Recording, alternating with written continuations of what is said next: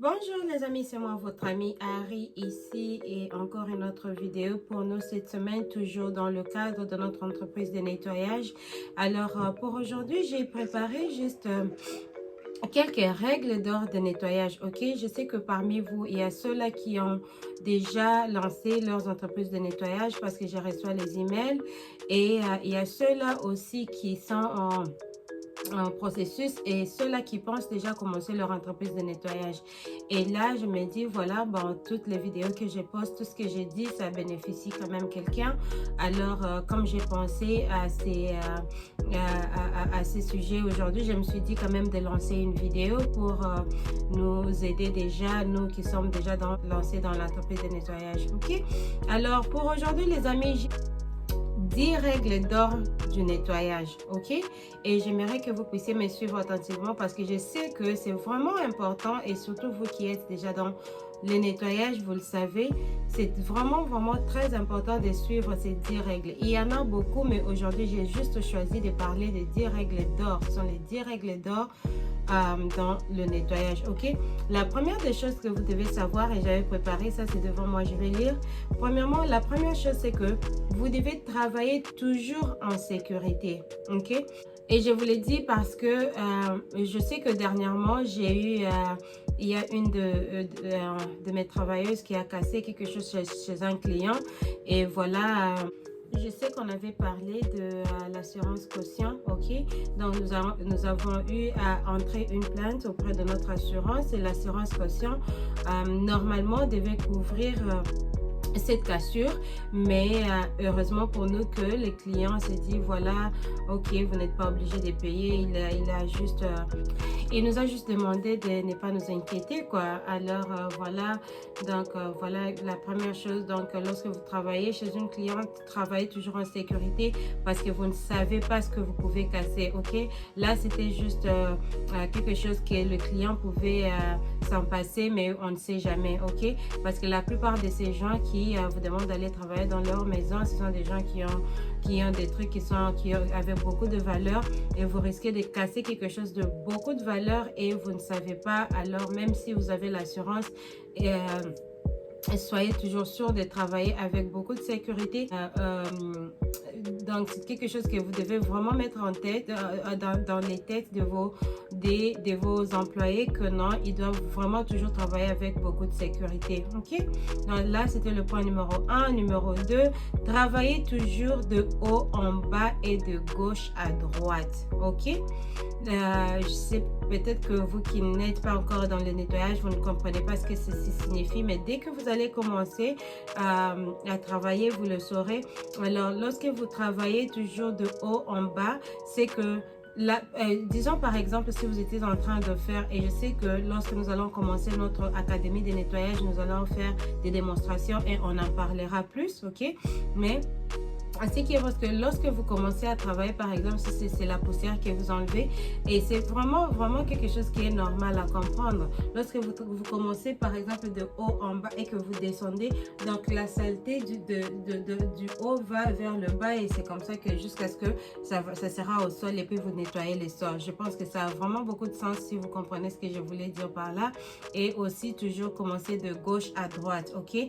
En tout cas, lorsque vous allez vous tenir, vous allez commencer vos nettoyages, vous comprendrez vraiment de quoi je suis en train de parler aujourd'hui parce que c'est vraiment très important et ce sont des choses à retenir, ok?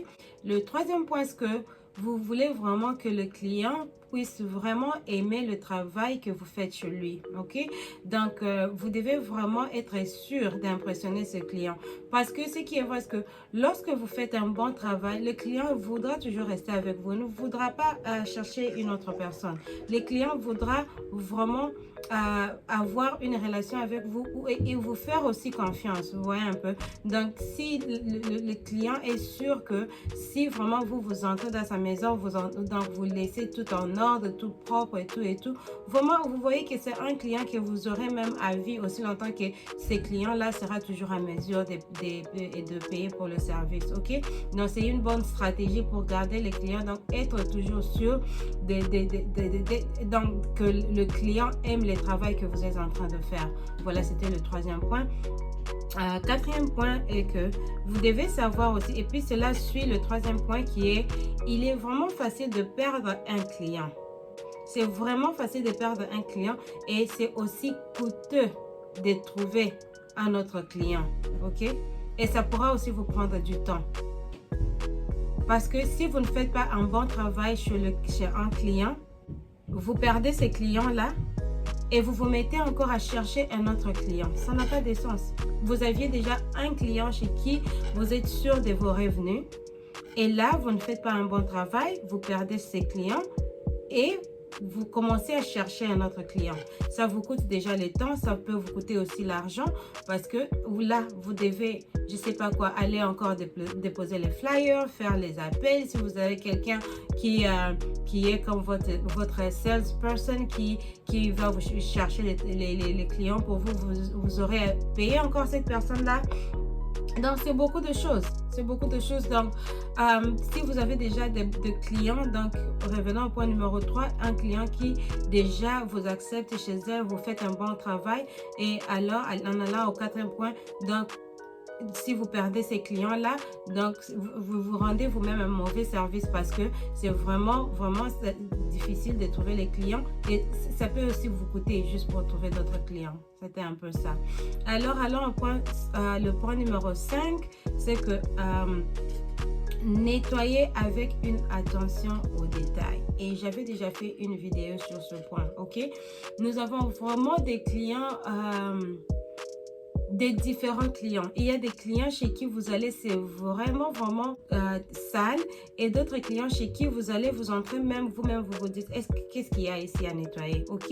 Et maintenant, quand vous commencez à faire attention aux détails, c'est là que vous verrez vraiment la raison pour laquelle le client vous a appelé parce que vous allez voir maintenant que non, oh voilà, il y a ceci, mais dès que vous entrez peut-être dans la maison, vous ne voyez rien, ok? Il y a beaucoup de clients qui ont un problème qui vivent avec les animaux dans la maison, donc il y a les poils d'animaux partout. Il y a aussi un problème de poussière aussi. Beaucoup de clients, bien sûr qu'il est propre, mais il a un problème d'allergie, ok? Il a un problème d'allergie, donc il veut vraiment qu'il n'ait pas de poussière chez elle. Donc, en tout cas, faire attention aux détails. Si vous n'êtes pas sûr, si vous ne voyez rien, toujours être sûr de poser la question à votre client, de lui demander ce qu'il veut vraiment, quels sont les points sur lesquels il veut vraiment que vous puissiez travailler. Ok? Alors, point numéro 6, c'est que concentrez-vous lors du nettoyage, s'il vous plaît, ok? Parce que des fois, on s'est dit, ok, le client nous a laissé sa maison et tout. Là, on met la musique. Je le vois souvent avec mes quelques employés. Et met la musique et puis il est sur YouTube. Et puis, donc, on n'est pas concentré. Vous devez être concentré. C'est comme tout autre travail. Vous êtes au travail, vous devez faire le travail, ok? Alors, vous vous concentrez dans ce que vous êtes en train de faire. Vous vous concentrez dans votre travail. Ok, parce que si vous êtes concentré, c'est là que vous verrez beaucoup de détails, des petites choses que peut-être vous pourriez manquer que si vous n'étiez pas concentré. Là, vous voyez vraiment que non, en tout cas là, parce que vous êtes concentré, vous allez bien voir ce que vous êtes en train de faire. Ok, alors le point numéro 7, être toujours sûr de lire le bon de travail. Je ne sais pas si j'ai dit ça bien, mais... en anglais, on dit ça work order, donc assignment sheets. Mais lorsque les clients prennent rendez-vous, ce qu'ils font, ils vous écrivent, ils disent en tout cas pour moi, mes détails pour le cleaning de la semaine prochaine, j'aimerais que vous puissiez faire ceci et cela. Peut-être que la semaine passée, vous avez nettoyé sous les lits, mais aujourd'hui, il ne veut pas que vous puissiez passer tout votre temps en nettoyant sous le lit. Alors lui, il veut que vous puissiez par contre vous concentrer sur par exemple les fenêtres. Ok, alors là il met le tout sur le work order, le worksheet, et là c'est votre responsabilité à vous de lire tous ces détails.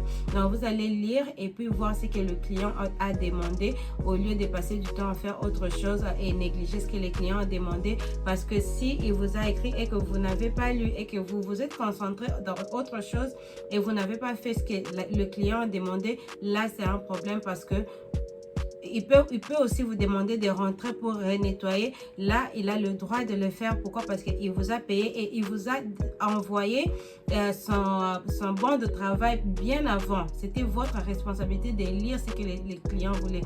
Moi, j'ai toujours demandé à mes travailleuses, je leur ai toujours dit, si vous arrivez chez un client, posez des questions. Bien sûr qu'il y a d'autres clients qui, lorsqu'ils vous voient, ils veulent vraiment vous bombarder avec beaucoup d'autres choses, ok?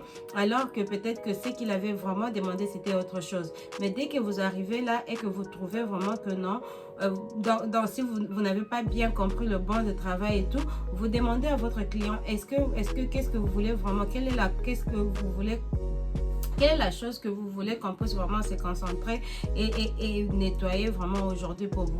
Et là, le client vous dira, et si c'est quelque chose que vous pouvez faire, vous faites. Comme j'ai toujours dit à mes travailleurs, mes travailleuses, si vous arrivez là-bas et qu'on vous dit quelque chose qui n'est pas sur le banc de travail, en tout cas, vous appelez le manager et puis le manager vous dira s'il faut le faire ou bien s'il ne faut pas le faire ou s'il faut charger le client un peu plus. Voilà. OK? Le point numéro 8, vérifiez votre travail après. Donc, dès que vous finissez le travail chez un client, moi, ce que j'ai toujours fait, ce que je faisais quand j'étais vraiment active quand je partais vraiment dans des maisons pour aller vérifier le travail après, vraiment, donc moi-même, j'allais là, ok, j'allais et puis je regardais, je vérifiais le tout et tout. Et j'ai toujours demandé à mes travailleurs, dès que tu finis un travail chez une cliente, tu dois être sûr de vérifier le travail, ok? Parce que ce que j'ai connu avec beaucoup de mes travailleurs, c'est que, et puis, ils laissent des choses chez les clients, sur des chaises, sur les tables et tout. Quelque chose qui n'est pas vraiment acceptable si vous pensez, ok? Alors, ce que moi j'ai toujours dit à mes travailleurs, c'est vérifier votre travail. Vous devez vraiment, très important, rentrer, vérifier au cas où peut-être vous avez laissé quelque chose qu'il ne fallait pas laisser, vous avez peut-être... Donc, on ne sait jamais, ok? Vérifiez votre travail avant de sortir de la maison de la cliente. Le point numéro 9, vous ne pouvez pas être lente, ok? Vous ne pouvez pas être lent du tout. Parce que, premièrement, d'abord, parce que les clients, lorsqu'ils vous payent, ils regardent à ce que vous êtes en train de faire, ok? Quel que soit que vous faites son travail, très bien, vous faites très bien, mais il n'attend pas que vous faites ça pendant 2 heures, ok? Vous devez vraiment, parce qu'il regarde aussi à la rapidité. C'est vraiment un point de compétition aussi par rapport aux autres compagnies de nettoyage.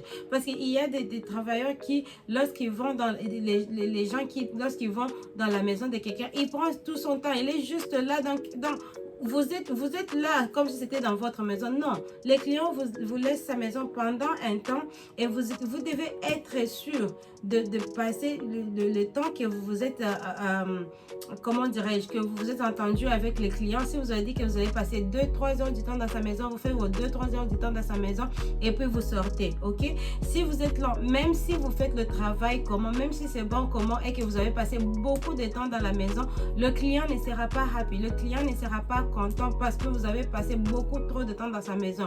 Alors que, comme je l'ai dit par rapport à la compétition, il y a aussi des compagnies de cleaning qui ils peuvent venir dans la maison de ces clients-là, faire moins de temps que vous et finir tout le travail qu'ils devaient faire et puis partir. Vous voyez que c'est déjà du côté de la compétition, vous perdez, ok? Vous perdez. Donc, toujours travailler rapidement, ok? Travailler rapidement, être sûr vraiment de bien travailler et travailler rapidement.